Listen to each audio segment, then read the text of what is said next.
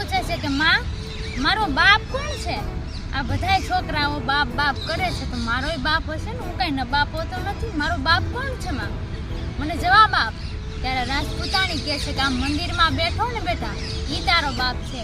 અરે માં ઈ તો આખી દુનિયાનો બાપ છે, દાદો સોમનાથ છે, દાદો શિવ છે, હું મારા બાપની વાત કરું છું, મારો બાપ કોણ છે માં? એનો જવાબ આપ મને. તેથી રાજપૂતાણી એમ કહેવાય કે છે કે બેટા કે આ દુનિયાના બાપને જેદી જરૂર હતી તેથી માથું દીધું ને ઈ હમીરજી ગોહિલ, આ બાજુ હમીરજી ગોહિલ તારો બાપ છે બેટા. અને ત્યારે કવિને કેવું પડ્યું કે આજ પૂછું તને પાલિયા રે તારા દિલડા કેરી વાત રે, તારા રુદિયા કેરી વાત, સીમાડે કેમ ખોડાણા